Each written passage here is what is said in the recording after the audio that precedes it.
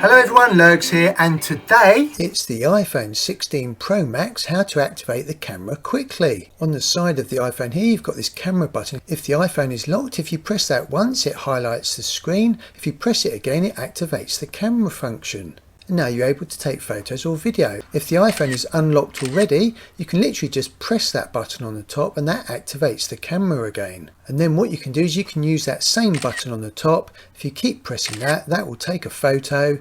If you go into video mode, if you press that button, it starts video recording. And again, if you press that button, it stops the video recording.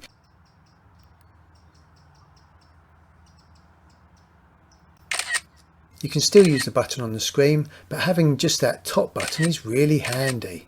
If you want to preserve your camera settings so it remembers the last function that you used, go into Settings, scroll down and select Camera,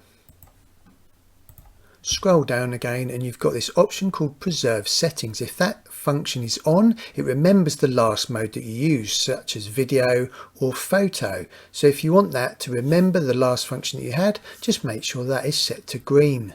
Whilst I'm contemplating what to do with the rest of my life, I'll put some other useful iPhone videos around the edges of the screen. I hope that was useful.